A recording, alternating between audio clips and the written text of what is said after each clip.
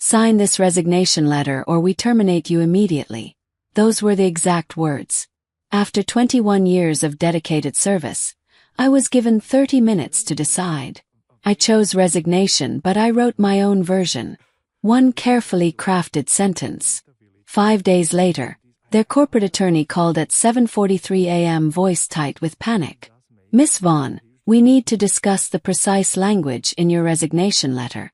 Logan Pierce, the CFO, went completely silent when I explained what I actually meant. Before we continue, please subscribe to the channel and write in the comments what city you're watching from so I can see how far my story has reached. But let me take you back to the beginning. Let me explain exactly how I ended up in that conference room at 4:17 p.m. on a Friday afternoon in October 2025, watching 4 executives realize they just made a catastrophic error that would cost them everything they thought they'd gained. My name is Anna Vaughn and I'm 46 years old. For 21 years, I served as Senior Director of Global Operations at Ascent Systems, a software development company based in Denver, Colorado, specializing in enterprise resource planning solutions for manufacturing companies. I started in July 2004 as a junior operations analyst, fresh from graduate school with my MBA from Colorado State University, earning $42,000 annually and living in a studio apartment that cost more than half my monthly income.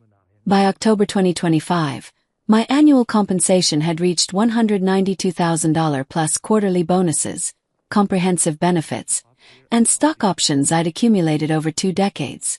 I managed a department of 41 professionals across 3 continents. My division generated $63 million in annual revenue. I wasn't just another employee with a fancy title. I was the living archive of institutional knowledge that kept Ascent Systems functioning. When our co forgot critical details about a major client relationship, my phone rang. When finance needed historical data from 2007 that existed nowhere in current systems, they contacted me. When board members wanted explanations for why certain processes existed, I provided those answers. My email archive stretched back 21 years. Meticulously organized, I maintained vendor relationships that predated most current staff members.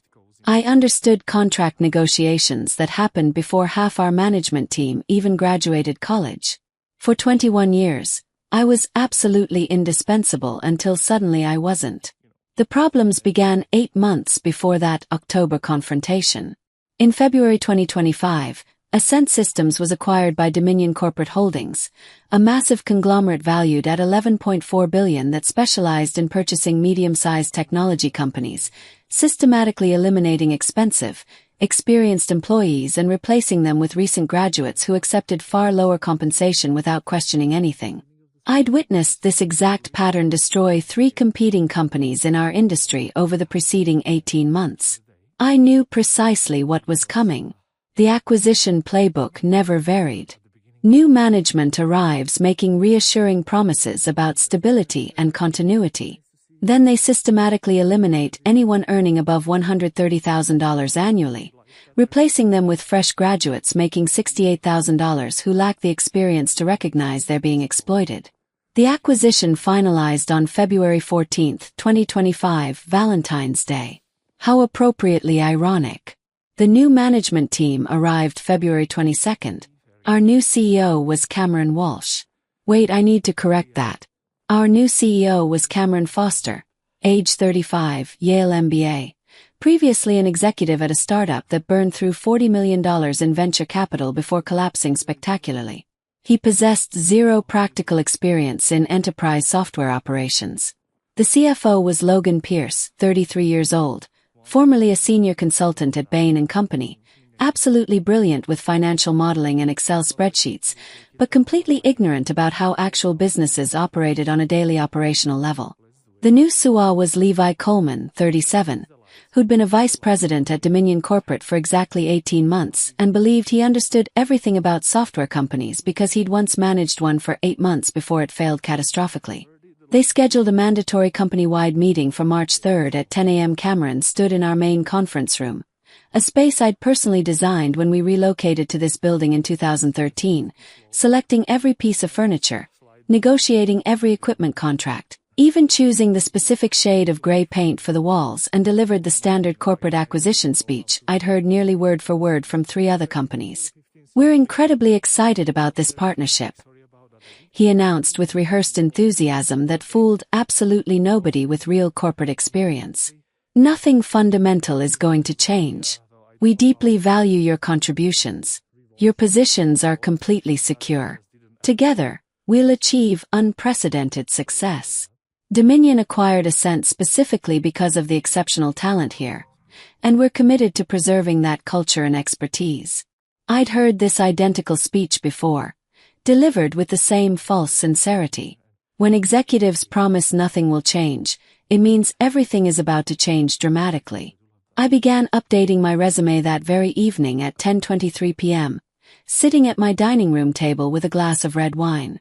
But I also started doing something else, something my father had taught me during his 32 years as a construction foreman fighting for workers' rights.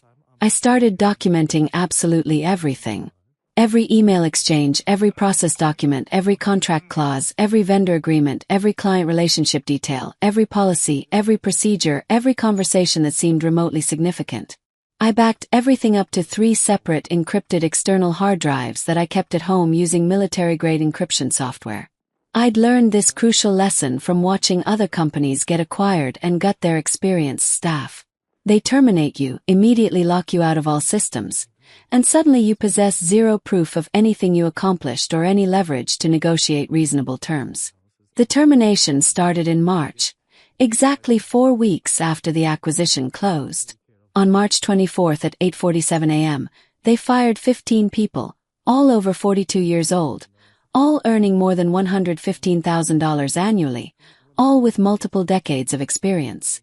They replaced them within 6 weeks with recent college graduates making less than half the salary. Human Resources called it organizational realignment. I called it systematic age discrimination and wage theft. But I kept my observations private and continued documenting every single termination, every replacement hire, every meeting where age or compensation was mentioned as a factor. I recorded everything. In April, they began targeting me specifically. Small things initially, excluding me from meetings I'd attended for years. On April 18th, there was a quarterly strategic planning session I'd facilitated for 9 consecutive years. Suddenly, my calendar invitation was cancelled. When I asked Cameron directly about this exclusion, he responded with casual dismissiveness. "Oh, we're bringing fresh perspectives to that process. We appreciate your past contributions, though." On April 29th, they reassigned 4 of my primary responsibilities to a 27-year-old manager named Grayson, who'd been with the company for exactly 9 months and possessed absolutely no understanding of our legacy systems or the complex vendor relationships I'd spent years cultivating. On May 15th, during a department-wide meeting with my entire team present, they openly questioned my decision-making abilities, implying I was out of touch with contemporary operational methodologies. Classic corporate intimidation tactics designed to make me quit voluntarily so they wouldn't have to pay proper severance. But I refused to quit. I continued showing up every day, performing my job flawlessly, documenting every slight, every exclusion, every undermining comment, every instance of disrespect. My personnel file was absolutely spotless.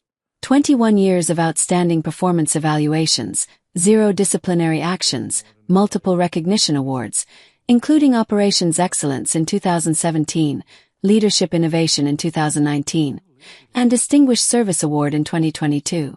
They couldn't terminate me for cause, and they absolutely knew it. On June 27th, they attempted a different strategy. Logan called me into his office at 4:45 p.m. on a Friday afternoon. Always a terrible sign. Friday afternoon meetings mean bad news. He said, "Anna, we're restructuring operations to align with Dominion's global framework. We're eliminating your current position and creating a new role called Senior Operations Coordinator. You're welcome to apply for it, but the compensation is significantly reduced. $94,000 annually. I'd been earning $192,000 plus substantial bonuses. This represented a $98,000 pay cut for essentially identical responsibilities with a slightly different title. It was textbook constructive dismissal disguised as corporate restructuring. I smiled pleasantly and responded, "I'll need some time to consider this." Then I went directly home and called Elizabeth Hartman, an employment attorney I'd retained in April when the warning signs became impossible to ignore. Elizabeth had 28 years of experience specializing in employment law with particular expertise in wrongful termination cases involving age discrimination.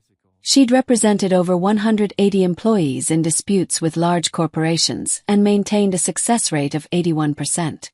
She charged $450 per hour, and I'd already paid her $450 for 9 consultations. "They're attempting to force you out," Elizabeth said when I explained the situation. "That compensation reduction offer is textbook constructive dismissal. Don't accept it under any circumstances. Wait for them to make the next move and document absolutely everything." I waited for exactly 38 days. On August 4th at 3:15 p.m., I received the communication I'd been anticipating. Cameron's executive assistant sent an email. "Mr. Foster would like to meet with you in conference room C at 3:15 p.m. today. Please make yourself available immediately." Conference room C, not his office. That meant witnesses. That meant official business. That meant termination. I printed out my resignation letter, the one Elizabeth and I had drafted 4 weeks earlier after multiple revisions. Folded it carefully and placed it in my jacket pocket. Then I walked to conference room C. At exactly 3:15 p.m. Cameron, Logan, Levi, and Stephanie Lambert from Human Resources were already seated on one side of the long mahogany conference table like a panel of judges evaluating a defendant for leather portfolios arranged in front of them. 4 matching pens. 4 matching expressions of false sympathy. Cameron gestured toward the chair positioned across from them, the defendant's chair, isolated, facing the prosecution. I sat down calmly. I'd mentally rehearsed this exact moment at least 60 times. "Anna, thank you for making time to meet with us." Cameron began with forced friendliness. "We need to discuss your future with Ascent Systems." Translation: "We're terminating you. As you're aware, we've been restructuring to align with Dominion's operational framework. We've made some difficult decisions about our leadership structure moving forward.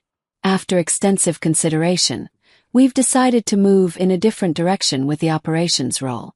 Translation: "You're fired and we're hiring someone younger and cheaper." I said nothing, just waited. Elizabeth had coached me extensively. Let them talk. Let them make their threats. Observe everything. Stay completely calm.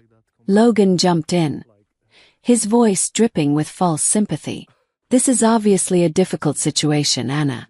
We recognize your years of service, but we believe it's best for everyone, including you, to pursue new opportunities elsewhere. We're prepared to offer you 2 options." He slid a manila folder across the polished table. Inside were 2 documents, both already prepared, just waiting for my signature. "Option 1, Logan continued, you resign effective immediately. We'll provide 3 weeks of severance compensation. That's $11,077 plus your acred vacation time. Will provide a neutral reference. Clean break, minimal complications. You leave with dignity intact. 3 weeks of severance after 21 years. That was deliberately insulting. Colorado law didn't require any severance at all, and they knew it perfectly well. They were counting on me being too frightened or too exhausted to fight. Option 2, Levi added with barely concealed smugness. We terminate you for restructuring purposes. You receive nothing. No severance payment, no vacation payout, nothing. And we note in your employment file that your position was eliminated due to redundancy, which doesn't create the most favorable impression for future employment opportunities. That was a threat, a clumsy, obvious threat, but a threat nonetheless. They were telling me, take the pittance or we'll make it harder for you to find work elsewhere. I opened the folder. Inside was a pre-written resignation letter on company letterhead. All I needed to do was sign at the bottom. The letter read, I, Anna Vaughn, hereby resign from my position as Senior Director of Global Operations at Ascent Systems effective immediately. I understand that I will receive 3 weeks of severance compensation and accrued vacation time as my final settlement. I release Ascent Systems and Dominion corporate holdings from any and all claims related to my employment or termination thereof. It was a trap.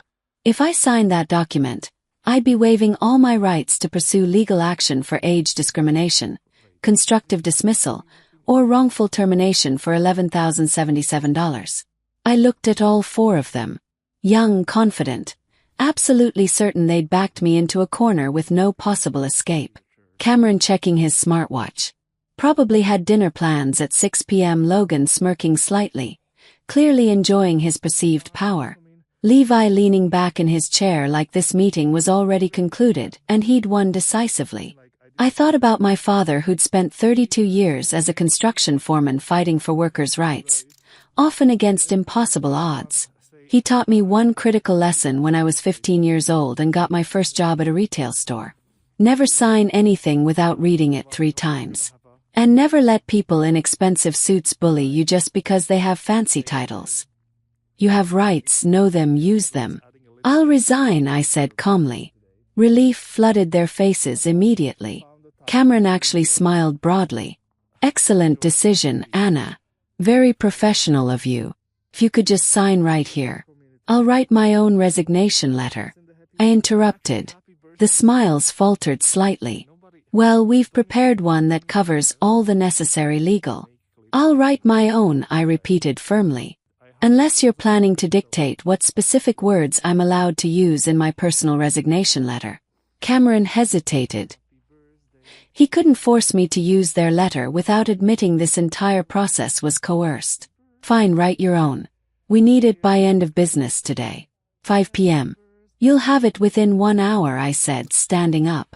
I walked out of conference room C at 3:37 p.m., leaving them sitting there with their pre-written documents and their matching pens and their false victory. I went back to my office, closed the door, locked it, and opened my laptop. I'd actually already written my resignation letter 4 weeks earlier during a sleepless night when I knew this confrontation was inevitable. I drafted it with Elizabeth's expert help. We'd spent 6 hours on a video call going through every single word, every comma, every potential legal implication. The letter was 1 sentence, 42 words. I read it for probably the 75th time, then sent it to Elizabeth via encrypted message. They just delivered the ultimatum. Resign or be terminated. Is this still our strategy? She replied in under 2 minutes.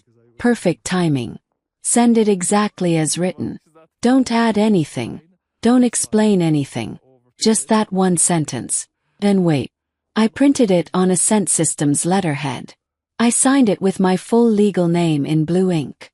I made 4 copies. 1 for human resources, 1 for my personal records, 1 for Elizabeth, 1 for my safety deposit box. Then I walked back to conference room C at 4:17 p.m., exactly 40 minutes after I'd left.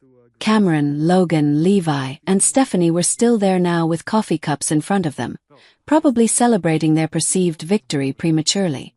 I handed Cameron the letter without speaking a word. He skimmed it quickly, barely reading. Fine. This is acceptable. HR will process your final compensation and I'll need all the severance details in writing, I interrupted, including exact amounts, payment timeline, and specific confirmation of what's included. Logan rolled his eyes in that condescending way young executives do when dealing with people they consider beneath them. 3 weeks' salary, we already told you, $11,077. It'll be in your final paycheck. And my acred vacation time, I have 142.5 hours is fine. That's included. And my outstanding expense reimbursements. I submitted receipts for $4,287 from the client meeting in Boston last month that hasn't been processed yet. We'll include everything, Levi said dismissively, already standing up to leave. You can go now. HR will contact you about returning your laptop and access credentials. I left, walked out of that conference room at 4:24 p.m. on August 4, 2025. Went to my office, packed my personal items into 3 cardboard boxes, photographs of my family, my coffee mug from a conference in 2016, a desk plant my team had given me for my 20th anniversary, my favorite fountain pen that had been a gift from a mentor. My phone was already buzzing with text messages from my team asking what happened, But I didn't respond to anyone. Elizabeth had been absolutely clear. Radio silence until they figure it out. Don't explain. Don't clarify. Don't respond to anyone. I drove home at 5:04 p.m., set the boxes in my living room, poured a glass of wine, and waited. They figured it out 5 days later. Tuesday, August 9th, 7:43 a.m. My phone rang. Unknown number with a Denver area code. I answered on the fourth ring. Anna Vaughn speaking. Miss Vaughn, this is Jonathan Winters, General Counsel for Dominion Corporate Holdings. I need to discuss your resignation letter with you immediately. Are you available to talk? I sat down my coffee and smiled. Here we go. Of course, Mr. Winters. How can I help you? There's some confusion about the language you used in your resignation. Specifically, the phrase effective upon receipt of complete settlement of all compensation, benefits, stock options, and other amounts owed under my employment agreement and applicable law. Can you clarify what you meant by that? I opened my laptop to the detailed spreadsheet I'd prepared with Elizabeth. 63 taps, color-coded with supporting documentation for every single line item. Certainly, Mr. Winters, it's quite straightforward. My resignation becomes effective when I receive complete settlement of all amounts owed to me under my employment agreement and applicable Colorado law. Until that settlement is received in full, my resignation hasn't taken effect, which means I remain an employee of Ascent Systems with all rights, benefits, and protections thereof. Silence. Very long silence. I could hear papers rustling, someone whispering urgently in the background. I'm sorry, Jonathan finally said. His voice noticeably tighter. Can you repeat that? My resignation is conditional, Mr. Winters. It's effective upon, meaning contingent upon, receipt of complete settlement. That's basic contract law. An event is effective upon another event when the first event doesn't occur until the second event is completed. My resignation doesn't become effective until you pay me everything you legally owe me under my employment contract in Colorado state law. More silence, more rustling then. And what exactly do you believe we owe you? I'm glad you asked. Let me provide a detailed breakdown. I pulled up my spreadsheet. 63 taps. Thousands of hours of meticulous documentation. First, my base salary through the date of resignation. $14,76923. Second, acred vacation time of 142.5 hours at my hourly rate of $92.31. That's $13,154.18. Third, outstanding expense reimbursements. $4,287. Those three items total $32,21041. However, that's just the beginning. What do you mean the beginning? His voice had gone up slightly. Fourth, my annual performance bonus for 2025. Section 6.2 of my employment agreement signed March 7, 2018 guarantees an annual performance bonus of 80% of base salary for meeting operational targets. I didn't just meet all targets. I exceeded them by substantial margins. Our operations generated $63 million in revenue this year, 14% above projections. The bonus is payable upon termination of employment for any reason. That's $153,600. I heard something drop on his end, maybe a pen, maybe his coffee cup, maybe his jaw. Hold on, we need to review. Fifth, I continued calmly. My stock options. I have 52,000 stock options granted in my 2020 compensation package that vest immediately upon change of control. Dominion's acquisition of Ascent triggered the change of control provision at current market value of $22.18 per share. Those options are worth $1,153,360. The silence now was absolutely profound. I could picture Jonathan frantically calculating numbers, his face getting progressively redder with each digit. Sixth, my severance package. Section 8.4 of my employment agreement, which I can email you right now if you'd like, states that if my employment is terminated without cause or I resign for good reason within 24 months of a change of control, I'm entitled to 20 months of salary continuation plus benefits continuation. That's $320,000 in salary plus approximately $31,500 in health insurance premiums and other benefits. You're saying we owe you over $1.6 million. His voice had gone up a full octave. 1,690,67041 to be exact, plus interest acre-wing at the statutory rate of 8% annually per Colorado Revised Statute Section 13-21-101 calculated from August 4th. And since my resignation hasn't become effective yet, I'm still technically employed, which means I'm still acre-wing salary at my daily rate of $73,846, still covered by company health insurance, still entitled to all benefits and protections of employment, including my office, my email access, my corporate credit card, my parking space, and my participation in the 401k matching program. This is absurd. Can't. Actually, Mr. Winters. Can and I did.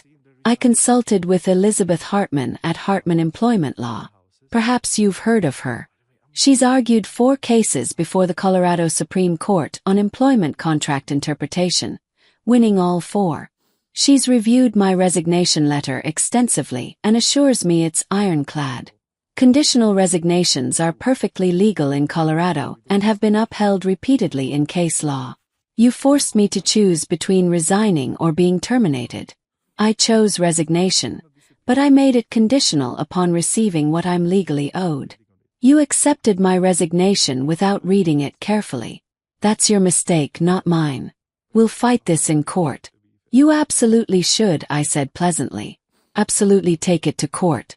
Hire expensive lawyers. Spend 6 figures on litigation because I have 21 years of documentation showing systematic age discrimination, constructive dismissal, and wrongful termination. I have emails from Cameron Foster dated May 8th, explicitly discussing getting rid of expensive older employees to improve our cost structure. I have recordings legally obtained under Colorado's one-party consent law of meetings where Logan Pierce discussed replacing me with fresh young talent who won't question our decisions. I have Levi Coleman's text messages from June 22nd calling me a relic who can't adapt to modern business practices. All admissible, all time-stamped, all backed up in multiple secure locations. The silence now was the sound of a lawyer realizing his clients had just handed an employee a winning lottery ticket. Or I continued calmly, you can pay me what you legally owe me under my employment contract. I'll sign a proper release with mutual non-disparagement clauses and we all move on with our lives. Your choice, Mr. Winters. But I should mention that every day you delay, my statutory interest accrue. And every day I remain technically employed, I continue earning my daily salary. The meter's running. He hung up without saying goodbye.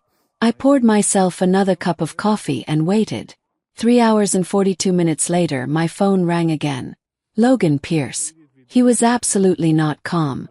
What the hell did you do? He screamed before I could even say hello. I resigned as you requested. You tricked us. You deliberately wrote that resignation too. I wrote a legally valid resignation letter, Logan. You accepted it without reading it carefully. You had 4 people in that room, including someone from Human Resources, and none of you apparently noticed that I'd made my resignation conditional. How is that my fault? The board is furious. Cameron is getting calls from Dominion headquarters. Our CEO in New York wants to know why we're suddenly on the hook for $1.60 $6 million to a terminated employee. I haven't been terminated, Logan. That's precisely the point. I'm still employed because my resignation hasn't become effective yet. We're not paying you a single penny of that bonus or those stock options. Then don't pay me, I said pleasantly. Keep me employed. Continue my salary at $14,76923 per pay period. Keep me on the health insurance at $2,625 per month. Let me keep acre-wing 401k matching contributions. Oh, and I'll need my office access restored since I'm still technically an employee and my email and my corporate credit card. And actually, since I'm still employed and you've given my responsibilities to other people, I'm essentially being paid to do nothing, which I'm completely fine with. I can wait as long as you want. He was sputtering now, literally unable to form coherent words. This is will sue you for what, Logan? Writing a resignation letter, using conditional language in a legal document, knowing my rights under my employment contract. Good luck with that lawsuit. But while you're considering litigation, you should know that I've already filed a charge with the EOC for age discrimination. I have documentation of 23 employees over age 40 being terminated and replaced with younger workers making significantly less money. I have emails and recordings proving discriminatory intent. That investigation will take months, possibly years. And the longer you drag this out, the more documentation I accumulate and the bigger the damages become. He hung up on me. 28 minutes later, my work email reactivated. Someone in it had panicked and restored my access. Probably because a lawyer told them I was technically still employed and they could face additional legal problems for locking me out. I logged in and found an email chain between Cameron, Logan, Levi, Jonathan Winters, and 4 other Dominion corporate attorneys. The subject line: urgent VA resignation issue legal exposure. They'd forwarded my resignation letter to 6 different employment law firms. All 6 had confirmed conditional resignation, legally valid, enforceable, extremely expensive mistake. One lawyer's response was particularly satisfying. You accepted a conditional resignation without recognizing it was conditional. She's correct about everything: the bonus, the options, the severance. You're on the hook for the full amount unless you want to litigate and risk even bigger damages for age discrimination and wrongful termination. My strong recommendation is immediate settlement. Jonathan Winters called me again at 6:18 p.m. Ms. Fawn Dominion would like to discuss a settlement to resolve this matter quickly and amicably. I'm listening. We're prepared to offer you $950,000 as full and final settlement of all claims. That includes everything: salary, vacation, expenses, bonus, options, severance. Take it or leave it. I'll leave it. Thanks. Anyway, as I explained, you owe me $1,690,67041 minimum under my contract. If you don't pay, I remain employed indefinitely and file suit. Discovery will be fascinating. I have 21 years of internal records. Miss Fawn, be reasonable. I am being reasonable, Mr. Winters. I'm asking for exactly what my contract entitles me to. Nothing more, nothing less. You're the ones who tried to force me out with 3-week severance after 21 years. That wasn't reasonable. $1.2 million final offer. But you have to decide right now. $1,690,67041 plus attorney's fees of $63,450. Elizabeth has been very busy on my behalf and I need it within 20 business days via wire transfer. And I want a signed letter of recommendation from Cameron Foster on company letterhead stating I was an exemplary employee who contributed significantly to Ascent's success, and you'll agree to a mutual non-disparagement clause. Mr. Foster won't. Then I remain employed and file suit tomorrow morning. Your choice, Mr. Winters. But I should mention that every day you delay costs you an additional $73,846 in my daily salary plus benefits plus acre-wing interest. And once I file suit, that settlement number is going to include emotional distress damages, punitive damages for age discrimination, and attorney's fees that will be substantially higher. The price goes up the longer you wait. He called me back at 8:47 p.m. Deal. We'll wire the funds within 20 business days. You'll receive the letter of recommendation by Friday. Our lawyers will send the settlement agreement for your review by tomorrow afternoon. On September 3, 2025 at 1:18 p.m., I received a wire transfer for $1,754,12041. The full settlement plus attorney's fees. Same day, FedEx delivered a signed letter of recommendation on Dominion Corporate Holdings letterhead with Cameron Foster's signature at the bottom, praising my 21 years of exemplary service, operational excellence, and invaluable contributions to Ascent Systems' success. I seriously doubt he wrote a single word of it himself. Elizabeth reviewed the settlement agreement, all 52 pages of it, standard release language, mutual non-disparagement clauses, confidentiality provisions regarding settlement terms. I signed it on September 6th. My resignation officially became effective on September 6, 2025 at 3:22 p.m. I was no longer an employee of Ascent Systems. I'd successfully negotiated a $1.75 million severance package from a company that tried to force me out with $11,077. The epilogue is deeply satisfying. Cameron Foster lasted exactly 7 more months at Ascent before being fired in April 2026 for missing quarterly targets by 31%. Turns out that firing all your experienced employees and replacing them with people who don't know how anything works doesn't actually improve operations. Who could have predicted that? Logan Pierce quit in March 2026, citing irreconcilable differences with corporate leadership in his resignation letter. The irony wasn't lost on me. Levi Coleman is still there as of this writing, managing a company that's hemorrhaging clients because nobody remembers how to maintain the legacy systems or who the critical vendor contacts are or why certain processes exist in the first place. 4 of my former team members have contacted me for advice after receiving similar ultimatums. I've connected all of them with Elizabeth. 3 have successfully negotiated 6-figure settlements. The 4th is still employed while the company calculates how expensive it will be to actually pay her what they contractually owe. As for me, I'm semi-retired at 46. I do occasional consulting work for medium-sized companies, charging $575 per hour, helping them with operational optimization and process improvement. But my specialty has become career defense planning, helping experienced employees document everything, understand their contracts, and protect themselves when management tries to force them out. I've been contacted by 19 different people in the past year, all facing similar situations, all being systematically pushed out by companies that view experienced employees as expensive liabilities rather than valuable assets. I teach them what my father taught me. Know your rights. Document everything. Never let people in suits bully you just because they have fancy titles. The lesson here isn't about being vindictive or greedy. It's about understanding that when you work somewhere for 21 years, when you build systems and relationships and institutional knowledge, you have value that can't be easily replaced. And when a company tries to discard that value for pennies